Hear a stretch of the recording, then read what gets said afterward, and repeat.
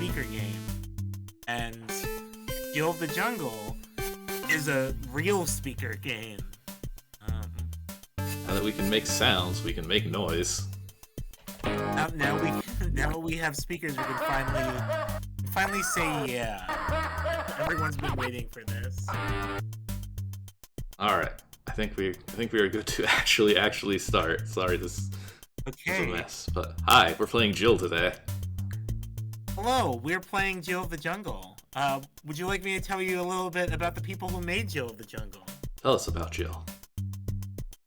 So Jill of the Jungle is the second game ever made by Epic Mega Games. And the last game after ZZT ever designed by Tim Sweeney. He never designed a game again. He just stopped. It was weird. The thing is, he hired other people to design the games for him. This is very much of a moment of Epic Mega Games transitioning from a developer into a publisher, right? So he is going to focus more on that going forward. Art by John Pallett-Plowright and Joe Hitchens. So John Pallett-Plowright is kind of an interesting little guy. He ended up with Safari Software. What do you know about Safari Software? I don't. I'm unfamiliar with the name.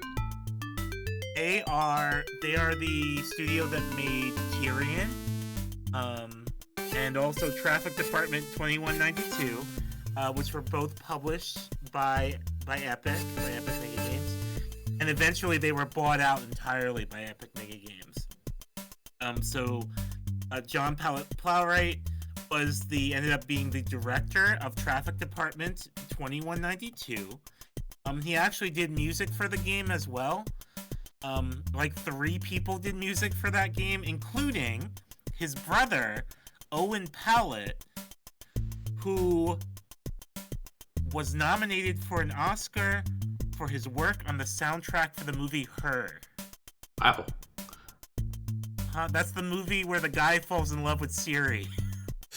It's that one. So John Pallett-Plowright's brother did the soundtrack for that movie. No Hitchens. There's not as much information around about him, or at least that I could find. But he's kind of all over the shareware scene. He worked on Epic Pinball, Jazz Jackrabbit. He was the project manager for Inner Worlds, that game where a lady becomes a wolf. Do you know Inner Worlds? It's an impressive resume. Do you know the one I'm talking about? It's like a classic of shareware. It sounds vaguely familiar, but I don't recognize it by name at least. It was published by Apogee, I believe. And he also worked on Super Star Wars for the Super Nintendo. So that's fun. That's good for him. And Dan Froelich, I might be pronouncing that incorrectly. He's a musician, and he just did. He's credited with a bunch of shareware stuff. He worked on Solar Winds and Killa Blaster for Epic. He did In Search for Dr. Riptide. It was also a kind of, a pretty well-known shareware title. And that's this collection of weirdos. That's these guys. That's the team. Yeah, so these people were kind of all over the early days of Epic Mega Games, working on a lot of different projects. Let's see, what's this game all about here? What's the story? Volume 1 of a 3-part mega series. You want me to read this? Go for it. You want me to take it? You are Jill of the Jungle, the brave and beautiful star of this game. Your journey will lead you through startling action and puzzle sequences as you zoom through 16 gigantic levels. So fasten your seatbelt and prepare for the journey of a lifetime. After all, who says a lady can't slay a few monsters? Hint, there are a lot of surprises hidden in this game, including a secret bonus level. Speaking of hints, I have the official Jill of the Jungle strategy guide, and I will be reading excerpts from it when relevant. That's good. I'm gonna need it. It is written by John Pallett-Plowright, and it's pretty funny, I think. That's all you get. Instructions. That's arrow it. keys. How the heck to play? Goals to guide Jill through a gigantic multi-level game world. He'll find plenty of action in this epic mega thriller. Apakare in chat is adding. My wife would like to point out that Owen Pallett also has a long recording career at Final Fantasy and as Final Fantasy. Owen Pallett is Final Fantasy, the artist, which I did not know, and under his own name, and has also produced albums for the Mountain Goats and other bands. Good for Owen Pallett. Yeah, doing good. Yeah. Let's see here. He got to start making Traffic Department 2192 for Epic. Jill's got infinite lives and gains health by finding apples. This might seem tricky at first, but you'll get the hang of it. This is a jungle, not Disneyland, so expect to be challenged. There's some really good text in this game, actually. Yeah, you're gonna... if you like this, you're gonna enjoy the hint guide. You can guide the knife after throwing it using your Lanta. You must learn lots of cool knife tricks to win. I wouldn't be surprised if John Pallett-Plowright wrote this, actually, because he has a pretty distinct voice. And this is where the game really becomes interesting. I love the informality of like a instruction document like this. I can just be like, okay, guys, wait until you see the secret icons. That's where the game really gets good. We save the best stuff for that part. Now go get them. Go get them. Sweeney, I think it's creator of interesting that this is something that like doesn't quite exist in the same form anymore. There's a turtle mode which lets you slow down the game, which is probably mostly because like they're pitching them here as like almost an accessibility feature, which I think is really interesting. It also probably has to do with, it's probably also a response to the fact that like CPUs are really variable at this time, and so the game might run at different speeds on different computers. Yeah. But that's still in there. I think Jazz Jackrabbit even still has that. Yeah, that sounds right. Alright, also, I like that Tim credits himself as the creator of Jill. Not the game, the person. I was requested to play the shareware version of episode 1 specifically, so we do have some ordering information here. Yes, you will see why when we start. Brave adventurers only, please. Spoils the ending. Continue our adventure. In Volume 2, Jill Goes Underground. Uh-huh. Oh, Just Jill when Goes you thought it Underground. was over, the Jill series continues. Quote-unquote Jill series. Uh-huh. Can you escape this one? We think not. Prove us wrong. Jill can't escape. Prove me wrong. This game is calling you out. You're not good enough for Jill Goes Underground. This is how you get people to register. You gotta, this is the 90s. You gotta make it. You gotta insult them. You have to neg them. And do you want to prove you're tough enough? You gotta register. You have to send me $20. Tired of all these Save the Helpless Princess games? We made this one for you. In this game, you save the helpless prince.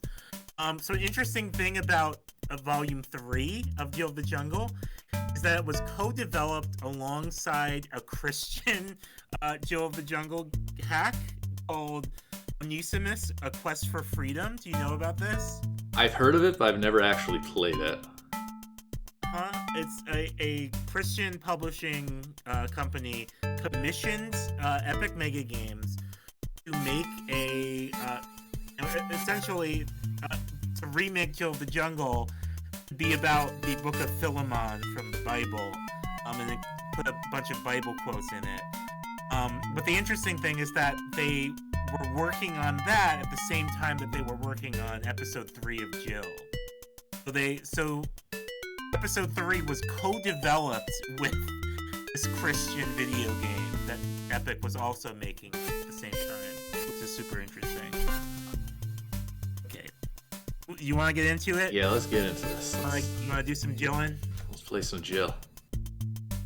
We just spawn in the sky and fall to the ground. Love a playable world map. We gotta jump. Okay, so she jumps, she does stuff. Yeah, already we're getting some of the weird horniness of this game. That some of the poses are like, yeah, the squatting is very cleavage intensive. Yeah, the vine when climbing we get to the is. climbing animation. There's like just a lot of weird sexuality in this game, which was always fascinating to me as like a confused child. Yeah, and this thing about picking up gems to unlock doors here.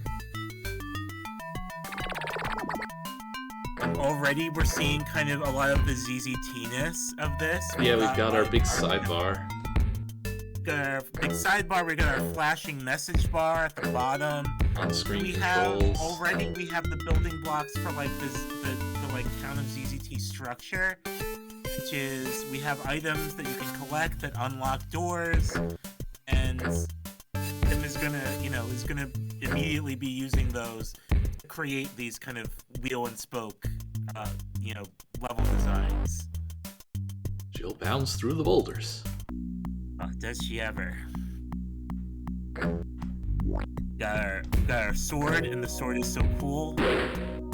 Frustrating. It's really a weird mechanic. It's so interesting because of the way it. Oh, these guys.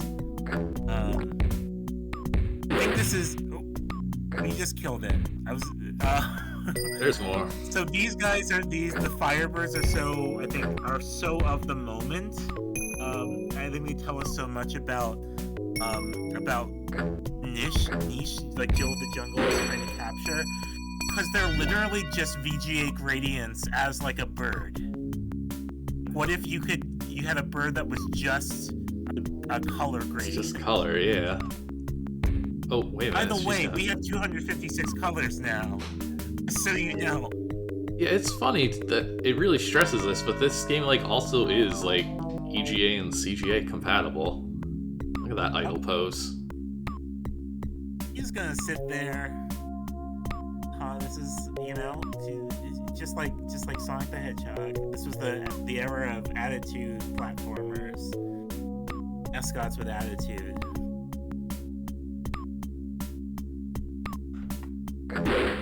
Our background is again just color. It's just a color gradient. It's beautiful. Ooh. Here's a very long, flat crocodile. I love this guy. Got bit. Yeah, the dagger is so interesting because of the way that you way you throw it, the way it returns to you or doesn't, or the way it gives up if it can't. The way it gives up and just sort of retires to the ground. Also, the fact that you throw it from chest height, and a lot of the enemies take advantage of the fact that you have almost kind of a weak spot around your feet, because you can't throw down there. You have to kind of angle the sword to get at things, which is interesting. Yeah, it is tough to hit things with. We get our ZZT pop-up scroll window here. Yeah, it's all ZZT DNA.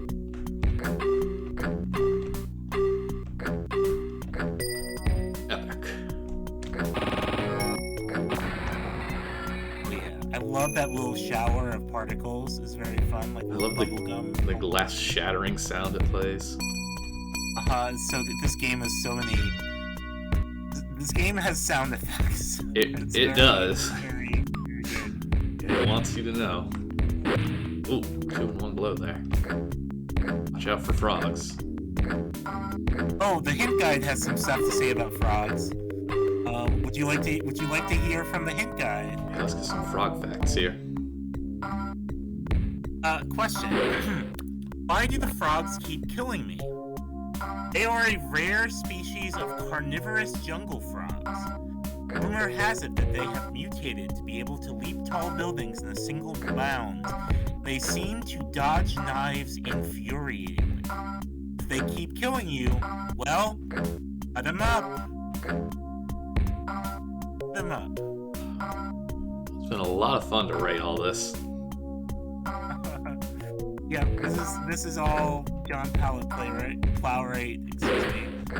He clearly is having a lot of fun with it. But yeah, there's like so much there's so much strategy and nuance in killing a frog in this game.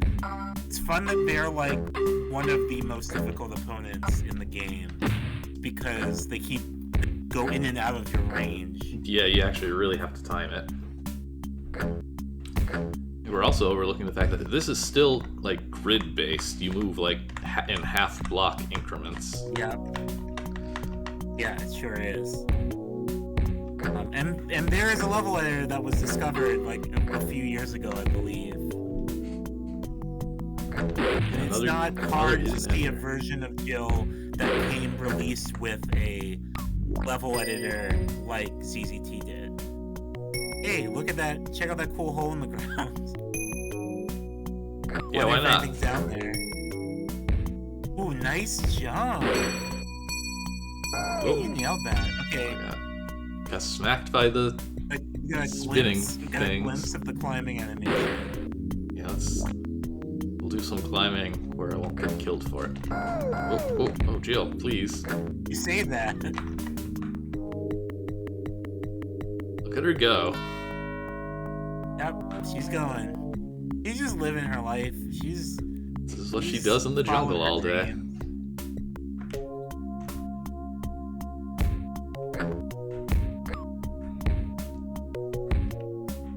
Oh, there you go.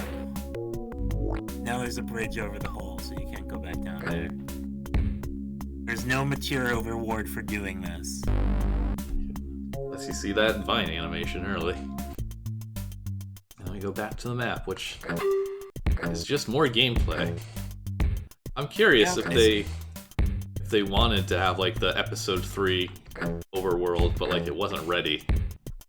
Yeah, it's really interesting to me that all 3 episodes have a completely different approach to rendering the kind of world map. Jill 1 has a playable area. Jill 2 has no world map whatsoever. There's no hub area. Yeah, that's right. Kind of flows into each other. It's like just a giant level. Huh? And Jill 3 has the Super Mario Bros. 3 style world map. And the world map probably wasn't finished at the time that the shareware chapter was done. But it's cool to see how it ended up with 3 different approaches. Hey, here's bees. Jill gets attacked by bees. These are my least favorite enemy as a kid because they're unkillable. You want to hear what the hint guy has to say about bees? What can we learn about bees and giant ants, apparently? Question. Oh, I got stuff about the ants too. Question: how do I kill those stupid bees? Again, those bees are jungle bees. Knife won't hurt them. When's the last time you tried to kill a bee with a knife? You can slash their hives to shreds. Why do the giant ants keep killing me? Why can't I kill them? You can kill them. However, they are close to the ground. Jill throws a knife. She's careful not to stick it into her foot. Instead, she throws it at shoulder level. A follow-up question. Okay, fine. Why do the ants keep killing me? Answer, Jill forgot to pay rent on her jungle condo. Oh no, Jill. So that's the deep lore of Jill the Jungle. A lot of... This is actually a game about the rent crisis. I had no idea. Oh, this jump is always awkward. This is a tricky one. Oh, you're so low in health. I know. Unfortunately, apples give you health. I'll watch out for the big ant. I watch out for the big ants. That one's faster. I didn't get the... Oh, there's the key. Thank goodness. Oh, you got your jump extender. Yeah, cool. Yeah, jump power up. I don't know what I get to do with that. I don't trust myself to go back. there. There is a secret area you can now reach. You can survive.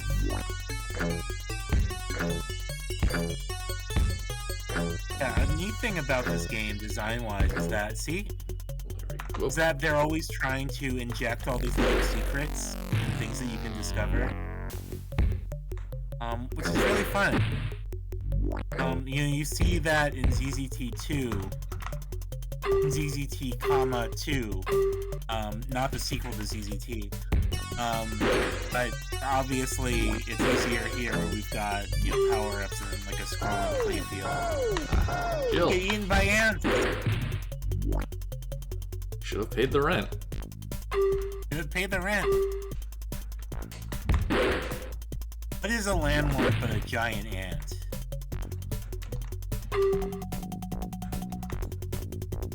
Oh, hey, that was scary. You were so close to falling on those spikes. Music's just so intense in this game. All the secrets. Huh?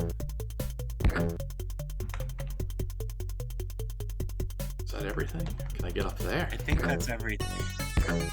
Also, it's weird, this level just doesn't really have a background. It's just nighttime, I guess, but there's no stars or nothing. Yeah, little flicky stars would be nice. My guess is that all these background elements, all these background tiles, are tiled with black.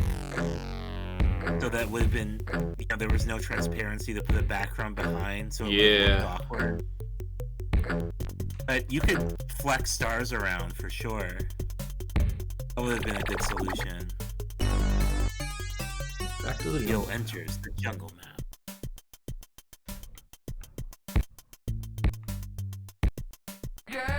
Okay, I think we're up to our branching path. I think maybe not yet. Here's a little house. Yeah, I think this is, we get to tackle 2 levels in any order. Jill enters the hut.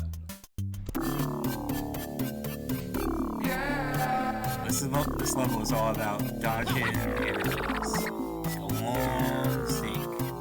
It's just the centipede all over again. Yeah, and it's I think levels like this really take advantage of the grid-based nature of the game. Because the enemy movement is really predictable, Jill's movement is really predictable. So you can have little, enemy paths with hiding spots like this. Boulders are a little funny, but also, when you cut the snakes, they get cut down. It's just centipedes.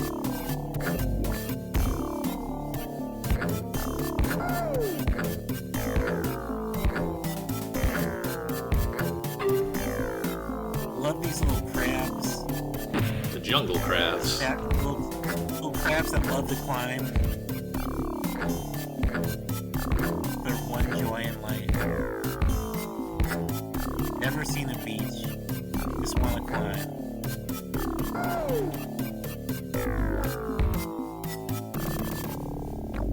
There's level 5 over there.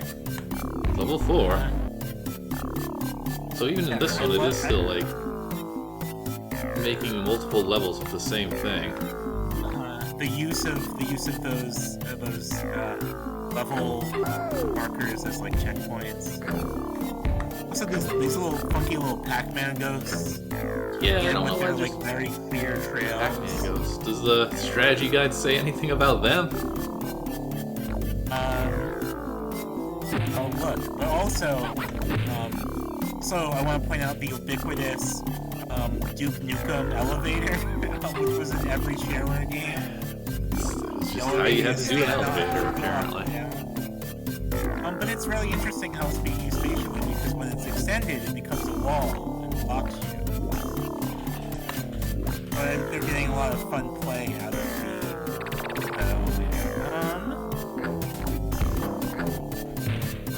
the huts.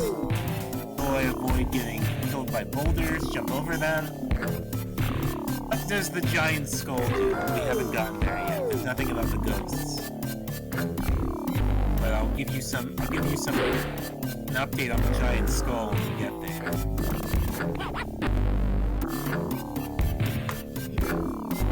Another knife here. Oh, that's a fast grab. Crabs are fast. Apparently have a whole bunch of knives and didn't realize. But yeah, but some levels the knives stack. Here's a Sweeney's Gambit. Yep, it sure is. I don't know that I've ever been able to avoid getting hurt by that boulder. I know Or it's even possible. can in this game. Yeah, it doesn't seem like you got the reaction, the response times for it. You know, it's like it's almost a fable. It's like a moral lesson. Sometimes in life you just can't. There's a skull. You get killed by boulders. Okay, here's the skull.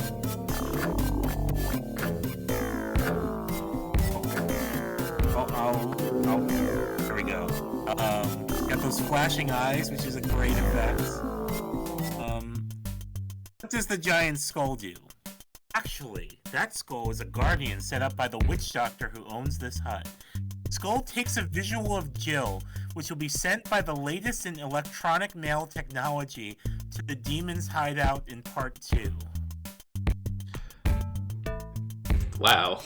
So, They really thought it all through. It actually is deep and fully realized lore. Got level 7 up there and level 6 down here. And we could have done these before we did level 3. Bill dashes into the castle. I like that. It does kind of look like a little castle out here. I love this level. I feel This, yeah. It's this track. yeah. This part is fun because this all is based around the fact that Jill has like a fixed jump height. Again, really playing to the strengths of the grid-based movement of the game. Because it's all about making sure that you are aware of the height of your jump. Oh, screwed up at the very end. See, you're falling for that trickery. Just the text Keep on labels playing too. right into Tim Sweeney's hands. It's very ZZT. There you go. So, I'm worried at this point that we're not playing on the proper shareware version of the game. It's not a big deal, but there are very funny messages in the shareware episode, which I'll tell you about if we're playing the wrong version. Oh, you got hoodwinked again. Tim got the drop on you again. I got the key. Oh, uh-oh. I need more keys.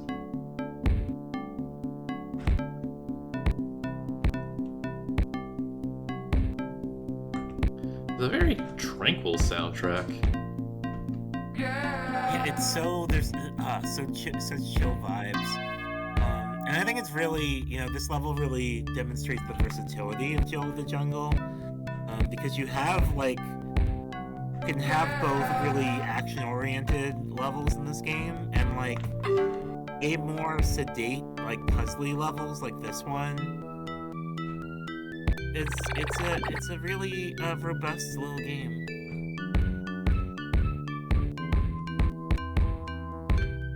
Those dancing. Did we get all the keys? Yep, now what do you do with them? This part's tricky. There. Nailed it.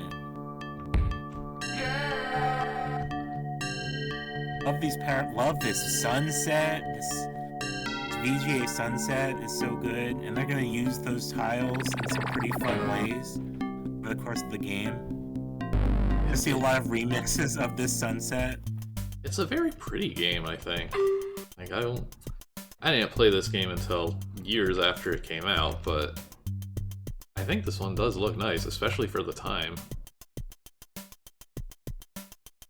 Like, we were comparing it to... I still really like how the game looks. It has this like very weird mix of like extremely boxy tile-based stuff and like hyper detailed, like that gorgeous sunset. Some things are like very realistically rendered, and then some things are very abstract at the same time. We've got our That's really that I think is really visually interesting. You have the death side, the little spinny blade. This is also really fun because it also moves in like a weird way that you have to be conscious of. It makes horrible noises. It makes incredibly gnarly noises. What is this death blade? It is an enchanted weapon that Jill uses. It is much more damaging than normal knives. So, while you're playing through this level, let me tell you why I wanted you to play the shareware version. So the shareware edition of Jill of the Jungle Episode 1 contains periodic, scroll pop-ups where we'll just get an update about how some famous video game character like Super Mario has quit video games because he realized he just couldn't compete with Jill. I don't think I've ever seen those. Let me see if I can pull up a screenshot. Well, we got the weird eyes here, too. I think Jill of the Jungle quits, or Mario quits. Commander Keen quits. I think maybe Sonic. Okay, here we go. Okay. News bulletin: superhero quits job. From Italy. Today, world-renowned quote-unquote Mario resigned from his position as superhero at age 72. Oh no. This is the latest event in an unprecedented chain of events caused by Jill's incredible popularity. Can I do a Mario voice? We just don't stand a chance against her, so we are giving up, said Mario. We are not cool enough. So the shareware version of the game is just peppered with updates like that from a bunch of different superheroes. There we go. We got to the interesting part. And the You're a bird. We're at the secret icons. Also, these eyes right here are super fun. That follow you. Love them. They're just there. Someone felt like drawing them one day.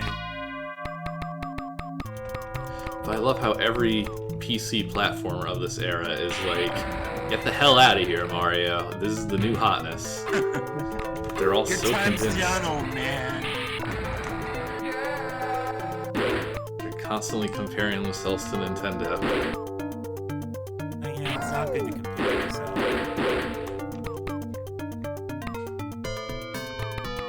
To be this cool flaming bird now. But yeah, like, this is cool that you get to do this. And that it's not even like it's not even your bird form. It's just you're the enemy. Like, you have seen these birds, and now you get to be one. You know what game came out like a year before Jill did, or like 2 years? Super Mario Brothers 3. That game is all about turning into frogs and flying animals and all that stuff. I think that a lot of games are like riffing off of, or like trying to incorporate some of that. And Jill is like definitely trying to be Super Mario Brothers 3 on the PC. That's definitely what they're going for.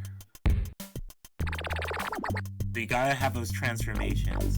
Oh, you have an extra gem. It's for the bonus Means room. you can access the bonus area. Wow.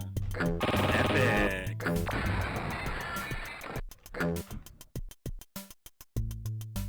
Seven vines, wiggling butts.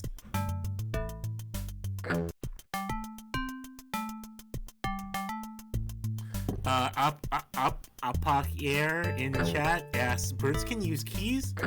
Yes, they hold them in their little beaks. It's our climb. It's the climb. That's the climb. You automatically gain a little bit of height, apparently. Because you do a little jump. Jumping between vine and vine. Incoming hex sound. Please mind your headphones if you have them. So this bonus level might have something going on. Bonus. Oh yeah, this one, this soundtrack. Yeah. I Here don't. we go. Are you ready for level 593,000? I don't remember, but Jill bounds into the bonus level. Ah. Alright, sorry Anna, nobody's gonna be able to hear you over this. Okay, I can't even hear the music. It's great.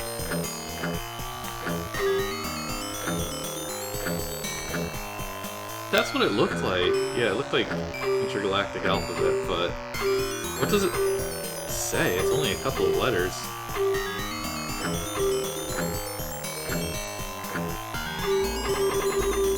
How are you gonna get up there? How are you gonna get up there? Oh, she fits perfectly on this face. Man, happy bisexual pride, by the way. I loved this level as a kid, though. Yo, I felt so proud when I figured out how to get here. Don't want to exit. Say Jill, that would track.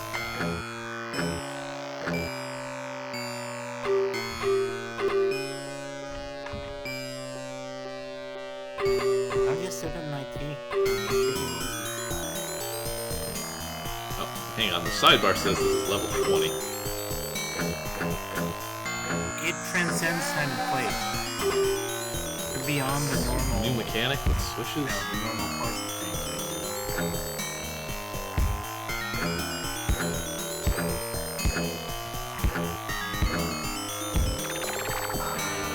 So I thought fun it was to get just like a stacked mega jump. super cool, yeah, to just get so many of these and just really go flying with We have every a jump. lot of fun with jumping power-ups, especially in episode 2.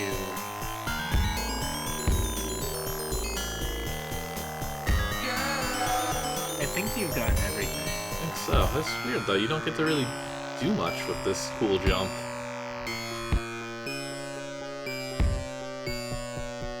You get to know it in your heart that you've done it. Okay, cool. We're back. Okay, are you ready? Are you ready for Jill to go underground?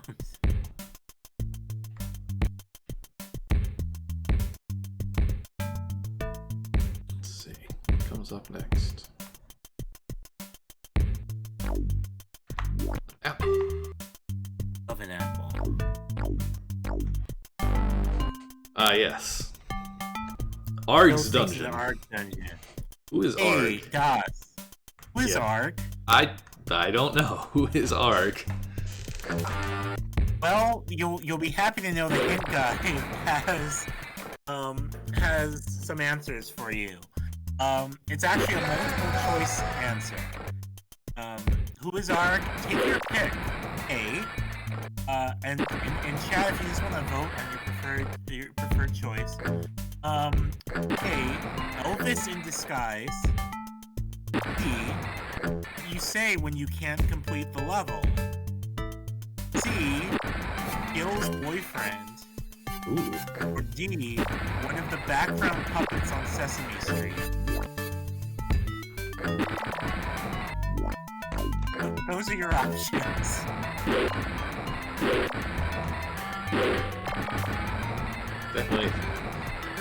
Definitely her boyfriend. I want to hear all about Jill and Arg go on a date. I want to hear about the Jill, Arg, and polycule. She does end up, spoiler, she does end up married to the prince. Well, I mean, sometimes these things don't work out. Maybe Arg gets mad at us for smashing all of his blocks. My blocks! I've been collecting those for years. This is like kind of a fun mechanic. It is fun. They really digging through. They really want you to like.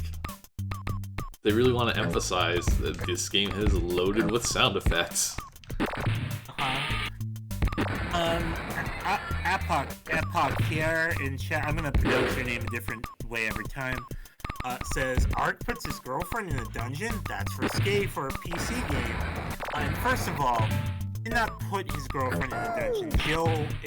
Jill is in the dungeon by choice. It's her choice. Second of all, I think that's risque. There was a sequel in development to Jill the Jungle that was going to be released as Jill the Jungle 2. Ended up released instead as Final Goddess of Mars. Yeah. More risque, I think, and Jill of the Jungle is. This game's got some lineage to it. It sure does. I showed Final Goddess of Mars to my partner, and they were extremely interested. We have another bonus? There's another bonus. This bonus is galore. Phoenix Maze. This one's fun. Get to be a little bird. And isn't that all we've ever, any of us have ever wanted? Pretty much. Be a little guy. Flaming birds don't like to touch water.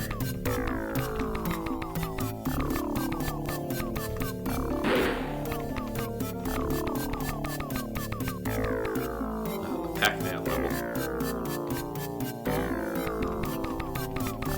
What are those ghosts doing here? They are here to annoy you. Unfortunately, they can also hurt you. You don't have any power pellets to help you. You can shoot them. Oh, they're just outright admitting it. They're like, yeah, these are Pac-Man ghosts. These are Pac-Man ghosts. Touch that water. I want to touch that water. No, it looks refreshing.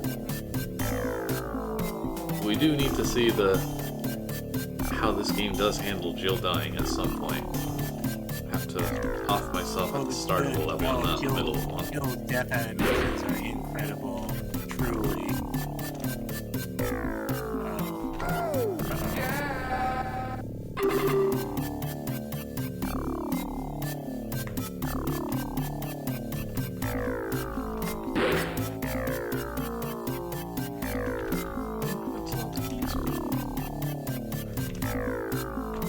Sounds right.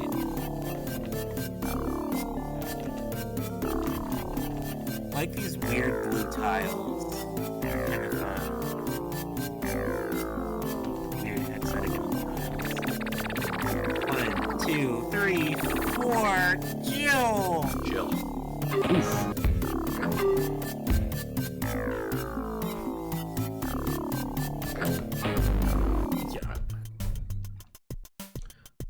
So I know we talked beforehand, we were gonna also like try and play through episode 2.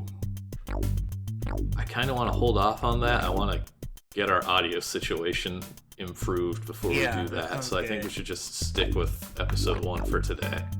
Yeah.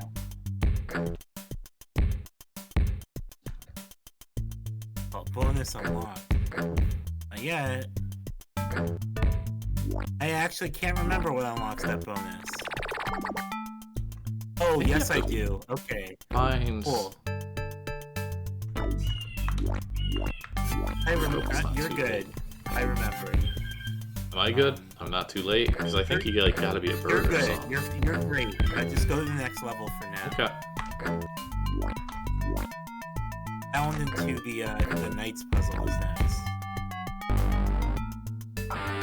Jill ventures into the Knights puzzle. I can play with all. This is a classic CZT puzzle right here. Yeah. This is like every CZT game has this puzzle. Extremely murdered. Knight slices Jill in half. It's brutal. I love these Knight animations though. They're very good. They would be on like a multimedia CD-ROM or something.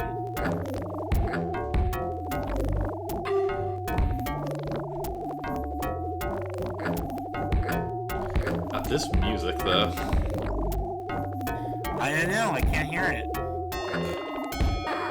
Oh.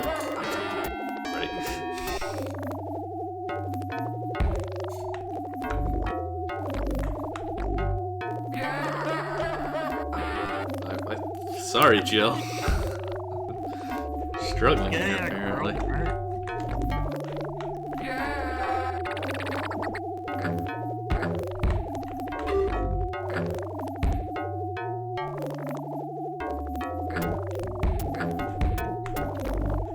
This way first.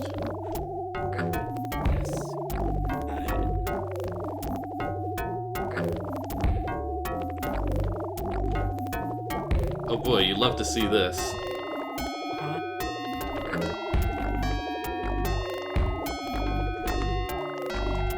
It's pretty easy because each switch is only tied to one gate, so it's not that hard to solve. DOSBox screwing up there, it didn't disappear. Well, get ready for more of this. Open the R extension, part 2.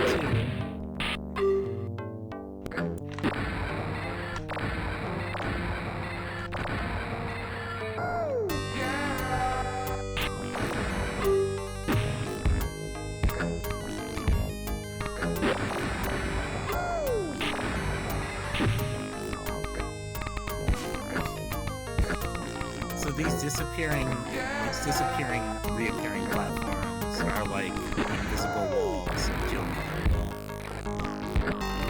Oh, they're a bit nicer. He do some kind of egregious things. Well, Tim escalates his use of them. I don't know that it ever gets super bad, but...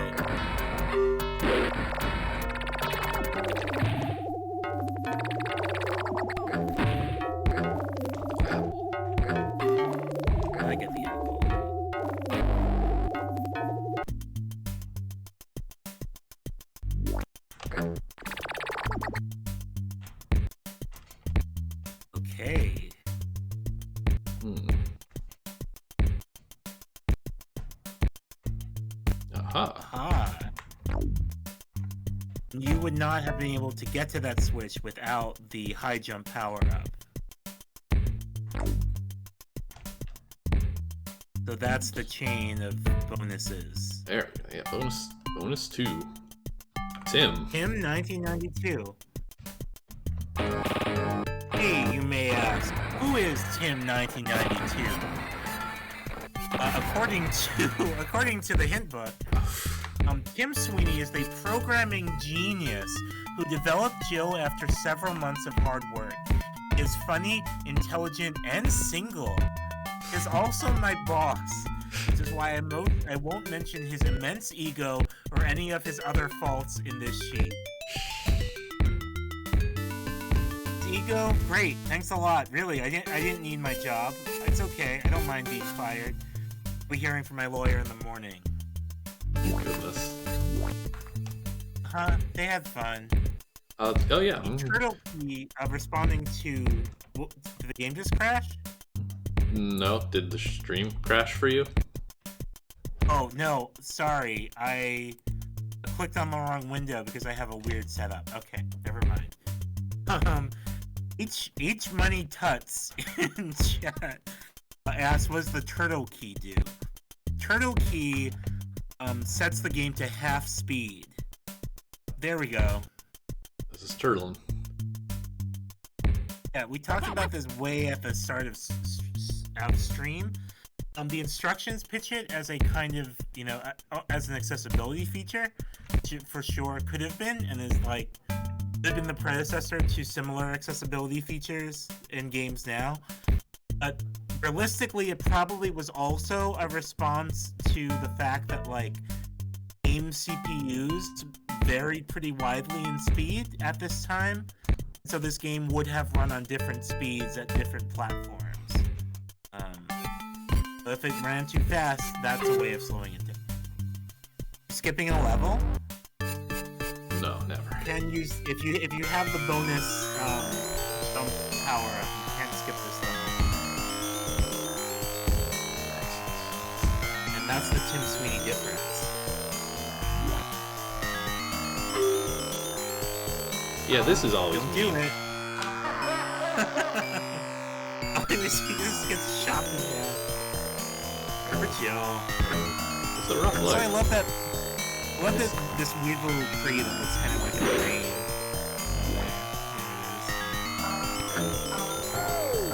Oh, We got all your favorites here. We have our giant ants. We have our frogs. It's a bunch of little guys that are very hard to hit.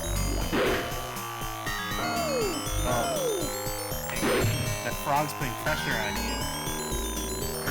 got that guy down in the water. Guy in the water. Yeah, hate that guy.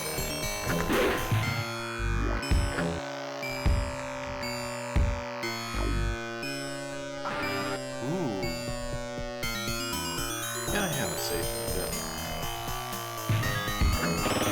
This cool radiant fire background. It's very fun. There's a lot of, like, hellfire in Tim Sweeney's games. Tim was working through something. I think that switch turns out a cute little bridge. Maybe?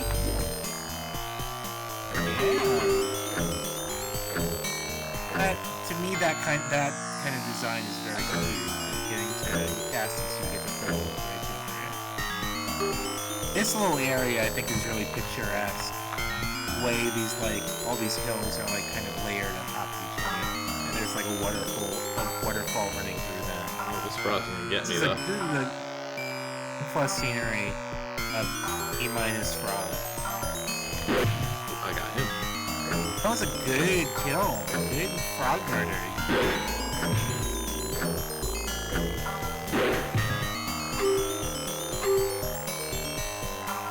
Oh. That's there to kill you.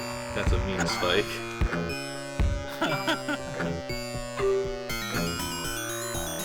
This level, all these spikes are here to kill me.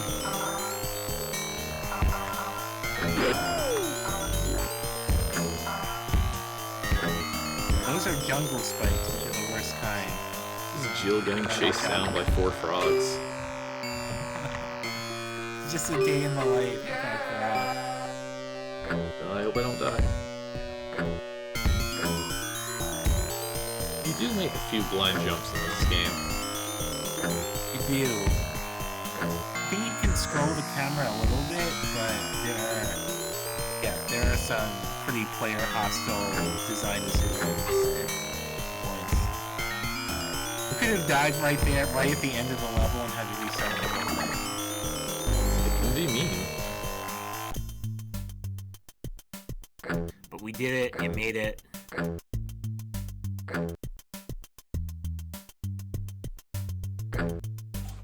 Oh, there's the finish line. There's the exit. We need some gems. Last 2 levels. We've got the underground river. This one's fun. Speaking of gems, Are you ready to unlock your innate fish powers? When we get those, we get the big slimes, or not slimes, they're slugs. why does it say kaboom when you turn into a fish? That's the sound it makes. What sound do you think it would make?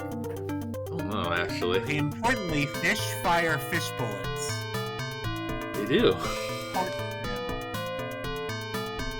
Shoot a fish bullet. from the manual. What is a fish bullet? I don't know. Bill fires them by flinging them with her tail. Now we're having to mash so much to... Oh, you can just use up. That's what it is. Yeah. Okay. You can go very fast as a fish. I'm just gonna say it. It's fun to be a fish. I love the sprays of bubbles that you leave behind. This could be a game unto itself, honestly. It rules. It rules to be a fish.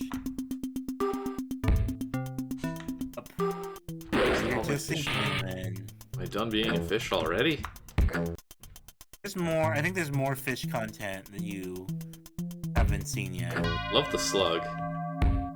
Slug is great. I love the turning animation. Yeah, I was about to say, do the other enemies have turning animations? Like the ants and things? Not really. I feel like they all just flipped. Someone just spent a lot of time animating this slug turning in 3 dimensions. It's great.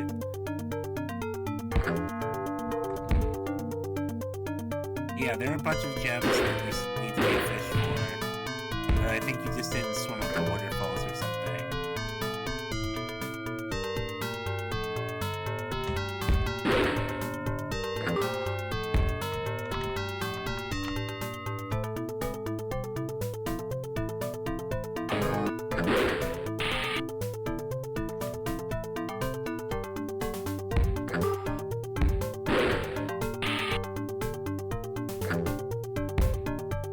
Turtle mode just slows everything to half speed. I guess a slow-mo explosion. That was cool. Is this gonna kill me? No, I think this turns you into a fish. Well. Oh, sort of. It didn't kill me. And it just made you stronger. Oh, actually, no. I think I do have. Okay, I think you've gotten all the human gems. I think you need to be a fish.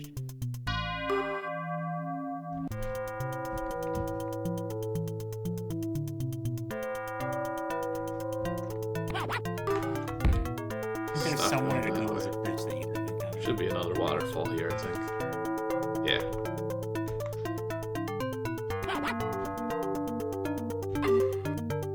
Watch out for the jellyfish. Love how the waterfall just goes over this like that. The jellyfish are very good. They're extremely good. They're terrifying. These green teeth monsters, though.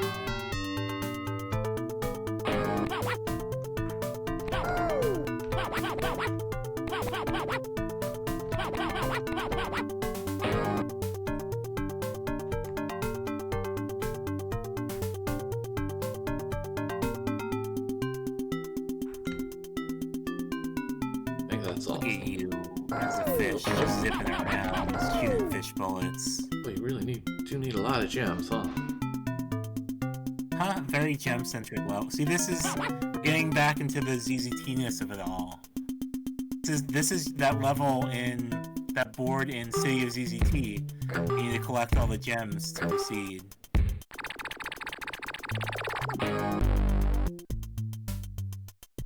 Alright, so this should be our final level then.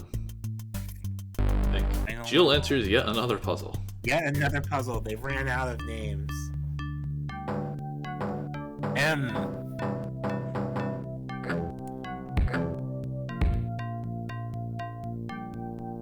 Oh, now we got clouds. What is the giant ant? Huh?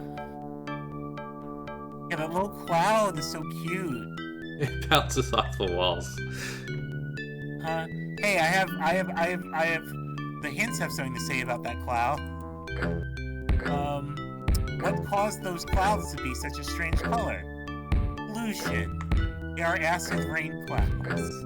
That's another theme in Sweeney's old games. They all have environmental themes. Oh, now we get to be a frog. Or a frog. Your moves are now hop and leap.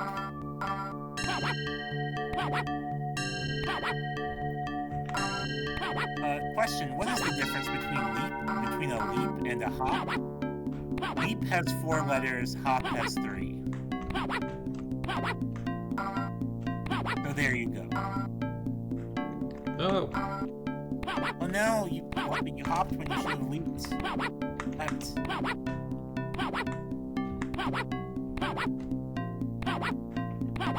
Go up.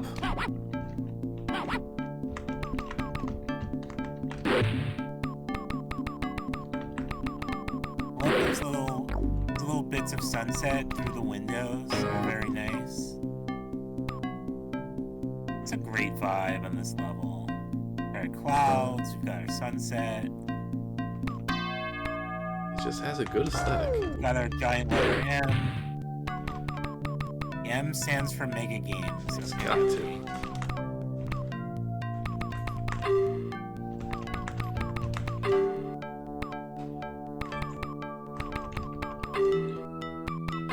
Is your health capped in this?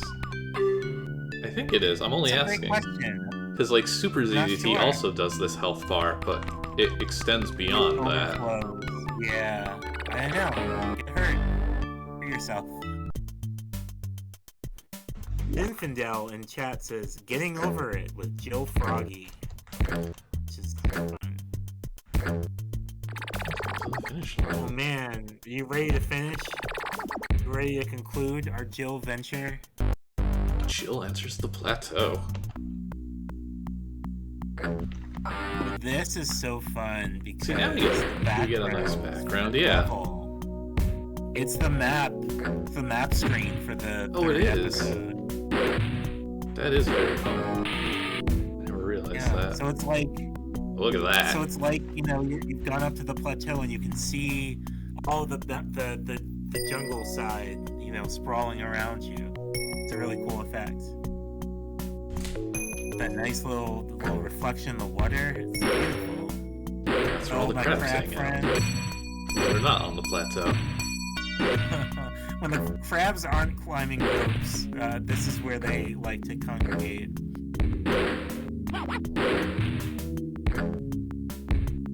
You can't hear the music because of the way we're streaming this, but the music here is fucking beautiful. I love the music in this level. Oh, that's too many birds.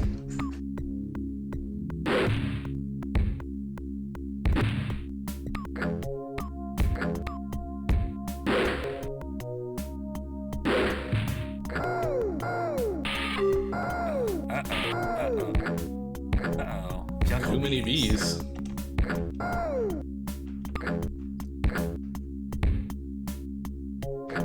It's rough.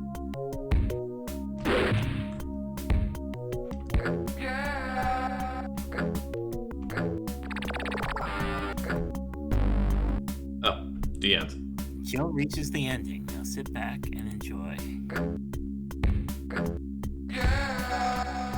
I'm no longer in control.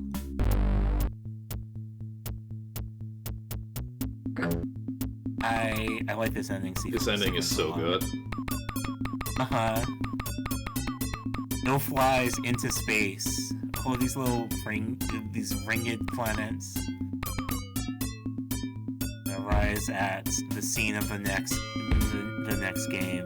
This was like These are the good coolest thing when I was 10. This is how you sell a trilogy of games.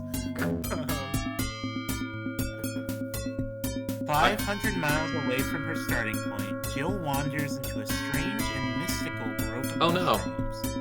Oh no! I pressed What the unspeakable I force pressed the of nature screenshot will key. guide you Sorry. on the road. A lady like Jill uncover the mysteries of this place and escape without messing up her blonde hair. Find the answers in Jill Goes Underground, the startling sequel, and also Jill Saves the Prince, your ultimate quest.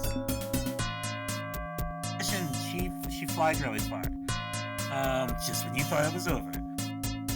So Tim Sweeney has, so you released a bunch of documents from Beth Daggett a few years ago, and we actually get a bunch of insight from them into how Epic Mega Games kind of develops these trilogies, and so Tim has some stuff to say about about the kind of trilogy structure that he's using here, which Epic Mega Games is kind of built off of.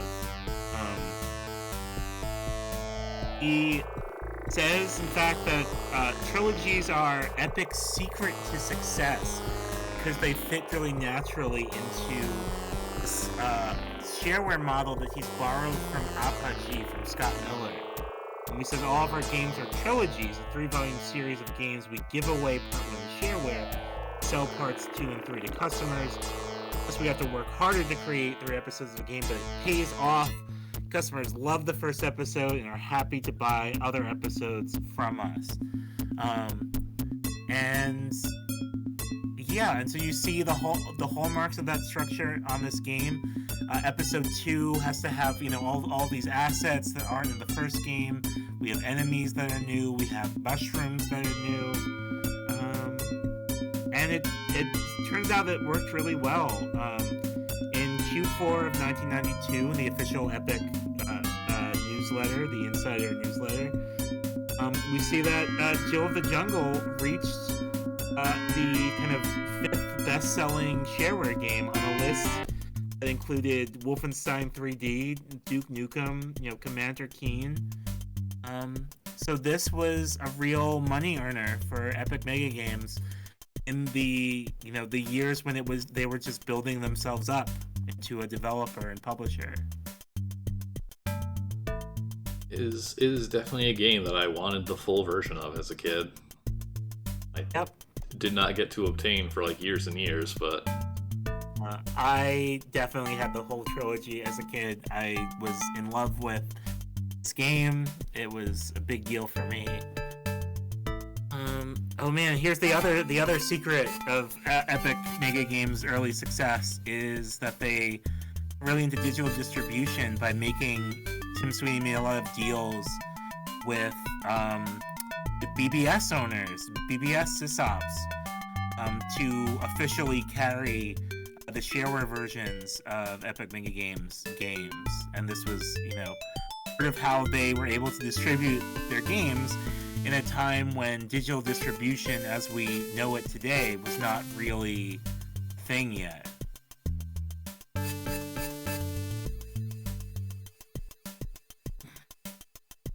Yeah, a lot of, I think we even just recently found some other versions of ZZT, the program's identical, but the help files are changed for listing BBSs and stuff and the ordering information. They just made sure that their games were everywhere, and that everybody knew that they were Epic and Mega. Both Epic and Mega at the same time, if such a thing could be believed.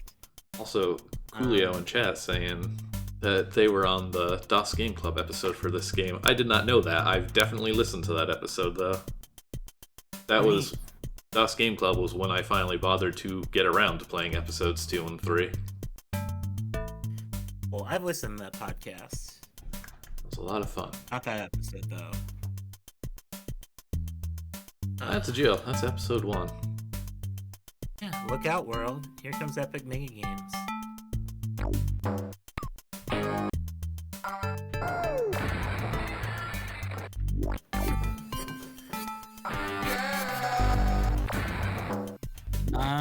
So yeah, are we gonna play episode 2? A future. In the future, yes. Future we will play more Geo. I had fun. Okay, episode 2 is, I think, my favorite episode of the 3, so I'm excited to get into it with you. We will get our audio situation sorted out a bit better. Yeah, yes, we should do that. Anyways, that was our terrible noises. That was Jill of the Jungle. I loved also that, the sound test, essentially. It's just hey, this is a feature now.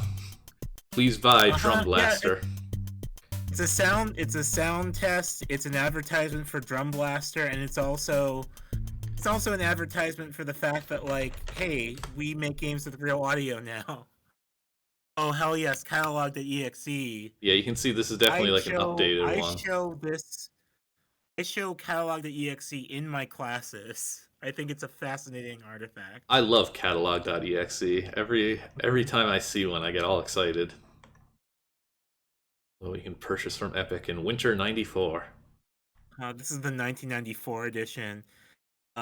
These are so fun, both because of like obviously seeing how the games are marketed, but also because it shows a lot of the development of Epic Mega Games as a company.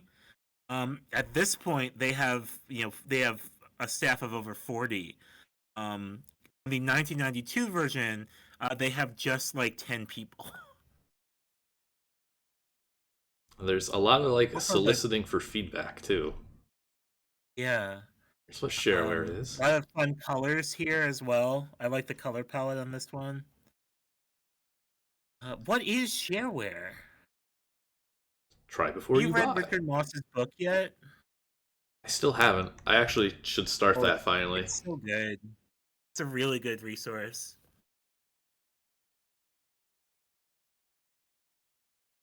So a fun thing about catalog.exe, the very first the like 1992 edition of catalog.exe is like, hey, you should come work for us. Submit a game to us. I think even this one And we still has know it. that resulted in who got hired by submitting a game that way. Is in fact our young Clifford Baseball, Cliffy B, who submitted was it the Dragon's Scorn or whatever, which ended up becoming the basis for his game Dare to Dream that he published with Epic. So that was an effective recruitment tactic Yeah, here at the dawn it of worked. shareware. Yeah, Zargon. Zargon is like the dark mirror of Chill of the it's got to Jungle. be this James Smalls, I'm sure. Or no, wait. Yeah, what would the L be? Never mind. The What? L is for Schmalls, apparently. There's a Oh, JL the in this Epic JL up Pinball there. logo. Is there somebody with an L that That made the other is, tables? yeah, that's interesting. It's probably the signature of the person who did the ASCII logo, maybe. Yeah, there's nice ASCII art in these too. Like I love the Yeah, Zargan logo very here.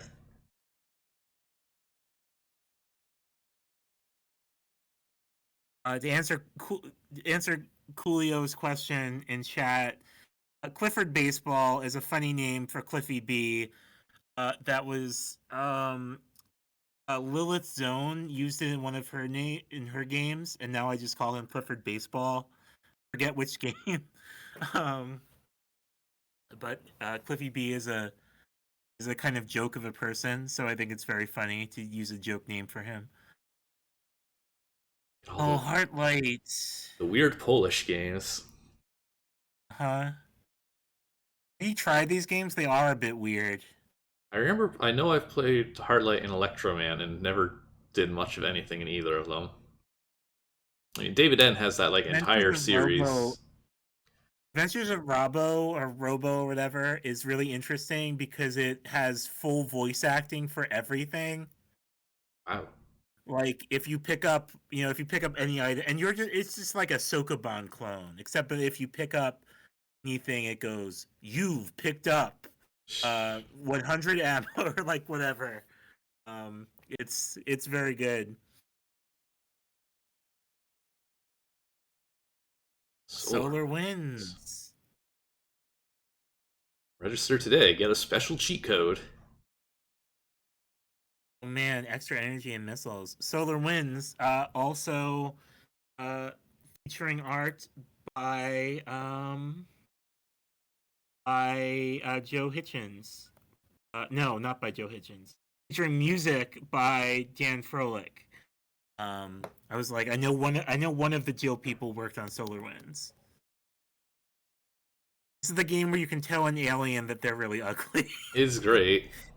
And they just like they're like, hey, actually, I'll tell like my people about your face, and they're gonna have nightmares about it. We're going to scare our children by describing humans. That's literally the first interaction that you have in that game. It's really good. Is an alien shows up and says you're ugly. CompuServe. Oh, hey, CompuServe. Yeah. Let's type Go Epic. So yeah, again, we're like pre-internet. So the ways that Tim is distributing these games are through BBSs, through Usenet, and through these early online networks like CompuServe and Prodigy and AOL. Man, I remember CompuServe. Other BBS. Oh, the Exec PC BBS. They have over 200 phone lines. That's a very professional BBS setup. We'll never get a busy signal. Huh? Unless 200 people connect at the same time, which they probably That did would never frequently. happen. There's not 200 people with modems. 200 people with modems in this day and age? Oh, they're on the internet now. Oh, man. By internet, we mean CompuServe. If you have an internet email address, just write a message to this great SEO name. Connect to FTP sites. FTPs. What's that? University of Michigan? What's the other? A lot of schools. Yep. I mean, who else? Who else had online networks at the time? Here's our girl. Yeah. Here's Jill. Who says a lady can't slay a few monsters? Not me. Far better than Nintendo. That's right. Get out of here, right Mario. On there. Hell yes. This is such a fun piece of. Wait, I'm not done admiring. I'm not done admiring Jill. Yeah, she's very Such a fun. The ASCII blood that's coming off of that knife is like incredible. Such a good little composition here of it. Okay, I'm done now. The cool face of Ancients. The typography of Ancients is very good as well. I love use of those characters to do like fancy lettering. I've never played this one, but I think it's a wizardry. It's like notoriously not good is the thing. Oops. Sorry, Farware. It's not far better than Nintendo, unfortunately. Overkill. Overkill. Destroy the Battlestar before you reach him. Overkill the Battlestar. You can gain fuel, new weapons, and new parts for your spaceship as you play. This game is very pretty, actually. It's unplayable. It's like unplayable, but it's extremely pretty. It's very good EGA art in it, and it supports AdLib. Oh man, Castle of the Winds. Yeah, this one I did actually get to register as a kid. I did buy this game. I was never able to get anywhere in this game as a kid. Roguelikes were just beyond me as like a little baby. But something about the name and like the story was just like so romantic to me. Like I don't know, the name Castle of the Winds is like very evocative for me, and it like I spent a lot of time as a kid not making any progress in this game, but imagining what a Castle of the Winds might look like, imagining what might be in the game that I was not able to see. I think it was like super like one of the most like successful pieces of like Windows 3.1 shareware. Like yeah, and I think it's the first piece of Windows shareware that Epic released. I'm pretty sure. Actually, it's like a very early one, but it's just incredibly well made compared to especially what else was around. If you were on Windows 3.1, you did not have a lot of other options in terms of games, or not a lot of them out there. Oh, Dare to Dream by our young Clifford Baseball. He was like 17 when he made this game. It shows. But I still love playing the first episode, even though I could like never get anywhere, and then eventually just following a walkthrough and being like, oh. it's like riffing off of Satanic Panic stuff in like a weird way, but there's like a definite vibe, like that like weird dream city in the first episode.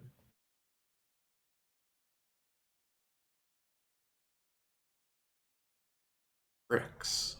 Zinfandel in chat says, remembering how the shareware version of Jill bagged on Mario, Sonic, and Commander Keen. That is, yes, that is the thing that I wanted to show off. Yeah, I'm sorry that We just got the wrong version wasn't in today, there. unfortunately. I should have gone for like I a should shareware look CD. and find a version that has those messages. We can like maybe briefly show them off at the start of Yeah, the next screen.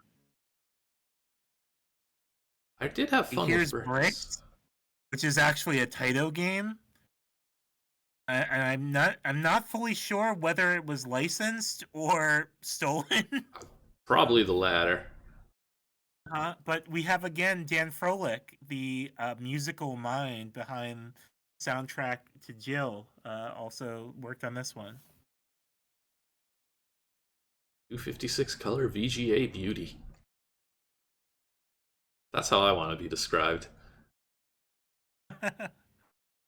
We can only wish. Killer Blaster. Publishers of Jill of the Jungle have returned with a wild new game.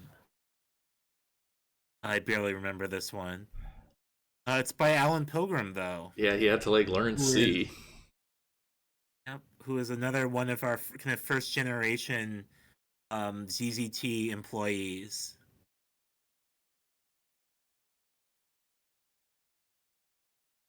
It's not great, but I did have fun with it when I was younger. Yeah.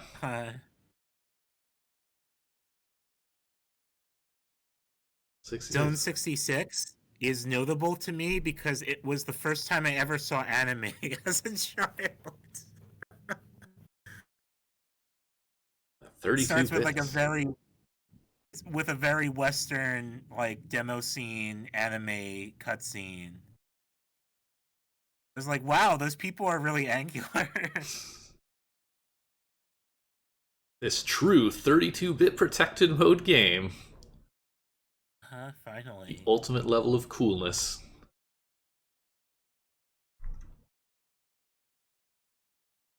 Ken's Labyrinth. Oh, Ken's Labyrinth. 3-dimensional.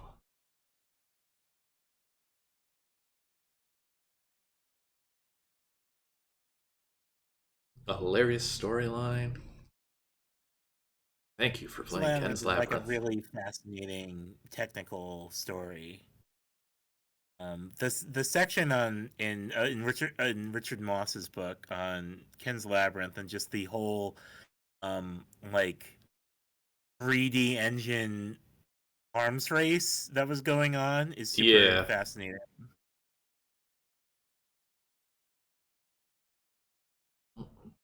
Here's our pricing. Give us money. You buy a Gravis gamepad. I have the Gravis gamepad. Okay. I have the Gravis gamepad in the UK. Castle. They don't call it Castle of the Winds. I think that title should fit.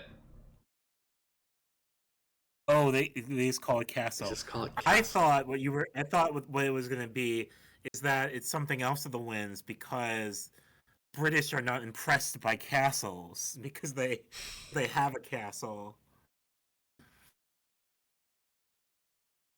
Australian pricing.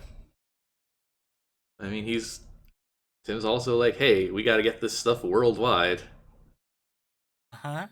Just finding distributors like in other countries. Props to him. He was really good at building a network. I mean, that's why Epic Mega Games became Epic Games. He recognized the importance of distribution. And that's also why he only designed 2 video games, because he very much pivoted to being like a marketing and a distribution and production guy.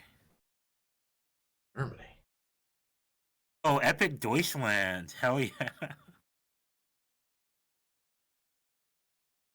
Yeah, he is set. They are, by the difference between 1992 catalog.exe and 1994 catalog.exe is like they're international now. They're worldwide. Oh, stay tuned for Jazz Jackrabbit, an intense arcade game featuring the best animation and fastest scrolling you've ever seen on a PC. Jazz is a little rabbit with a big gun. You gotta play it with the Gravis gamepad, the Nintendo-style joystick. I believe Gravis gamepads are actually like a pickup in that game. Like They are. They're like the coins. Switzerland, Austria.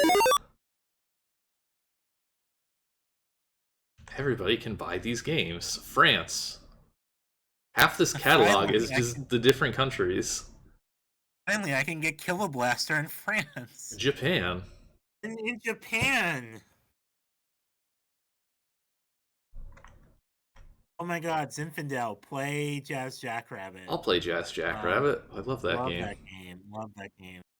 Here we go. The recruitment call. Yes.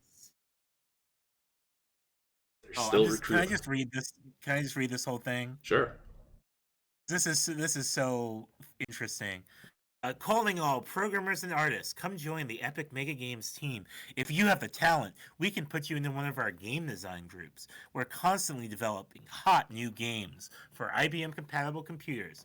Together, we can become number one. Programmers need to love gaming. Programmers need to love gaming. Have in-depth experience with design, graphics, and programming in C and Assembler. Or ZZT OOP. We can figure out the rest. Artists should have a flair for hand-drawn and computer artwork, both still and animated. If you're ready for the challenge of working on the next generation of PC games, here's what to do. A sample of your best, most proud work on a disc, a complete game, a demo, pictures, animations, or anything else. Send it to the address below. Our company president, Tim Sweeney, will evaluate personally, and you'll hear back from us. That's so good. We know that this is how people were recruited. This is how Clifford Baseball got his job in the games industry. He did this exact thing. And he got, a letter back from Tim Sweeney.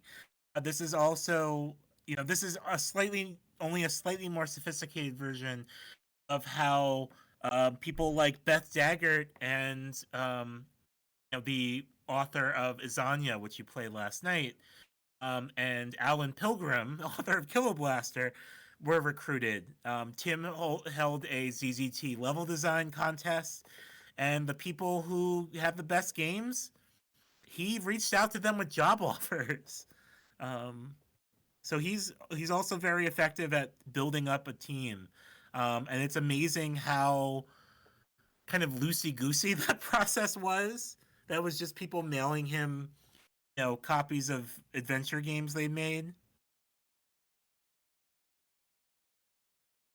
I know. It's a different time. I wonder what the last catalog is that has this. At what point are you like contacting somebody and sending in like a resume and going through a job interview process? One version of catalog.exe that's later than this version. Thanks for visiting our catalog. I'll press P. Well, I love this giant P. I love to see a giant P. I'm gonna press P. Okay. Oh. Well, you printed an order for it. I guess so. Post your P's in chat. P's in chat for Tim Sweeney. Yeah. All right, that's Jill, everybody. That's Jill, and that's the catalog. Huh? That was fun. I love those catalogs. It was. All right, we are gonna wrap things up here. Anna, thank you for hanging out with me. Sorry, this version of Jill was not the right version of Jill. We'll figure it out. We'll find it. Yeah, I want to see this. Thank you for having me. That was super fun. Mm-hmm. I'm gonna do myself promos if that's okay. Please do. You can find me on co-host at Cyborg Girl. That's spelled like Cyborg URL. Which incidentally is the name of an epic pinball game. Yeah, I was like, wait a second. There it is, at the very bottom. Yep. Well, it's spelled incorrectly here. Oh. The Never mind. game it's Get rid spelled of that. URL, which is also how I spell it. You can also find me on Mastodon at Cybergirl at dice.camp, which is a Mastodon server for like role-playing game nerds. So I'm there. Thank you, TGH. Yeah. And I'll put in a little plug that Speed, the game's done quick. I almost said Speed Demos Archive, which is not a thing right now. Games Done Quick is running Unapologetically Black and Fast this weekend. So if you want something to tune into after this stream, you can go over to Games Done Quick and watch the Unapologetically Black and Fast speedrunning marathon. Nice. That's running for the rest of the weekend. So yeah. All right. And if any of my students actually showed up and are here and tuned in, congratulations, you get an S+, which is higher than an A+. So good work. Good job, everybody. All right. Well, thank you for stopping by to provide all this cool info on Jill. I was just going to press the jump button and throw knives and call it a day. I would like to return to this at some point with you. Let's get through our... I would love nothing more than talk about Jill Goes Underground. I love it. Yes. Oh, Zin, you don't gotta do that. I was gonna just do that on its own. You don't gotta pay the points to raid GDQ after this. But yeah, thank you for being here, Anna, and we will hear from you again. I'm gonna let you go, and then I will close out the stream. Shut me up. All right. Thanks for stopping by. See ya. Bye.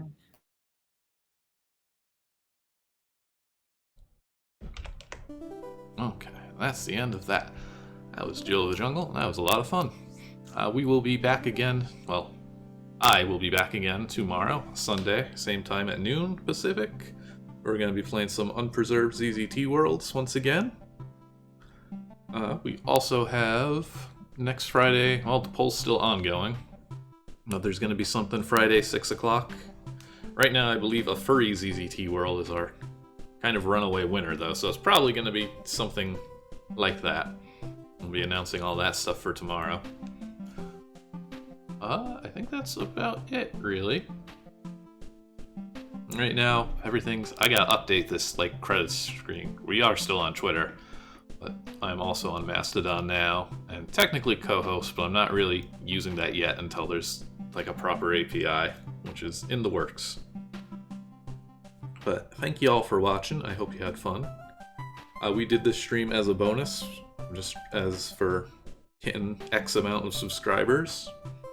And as we keep hitting those little subscriber goals, I'm hoping to just do more slightly different than ZZT stuff, just as bonus streams, just to get some variety in there. Right now, obviously, we are sticking with very ZZT adjacent things like Jill, and it sounds like Jazz Jackrabbit may be on the menu soon enough.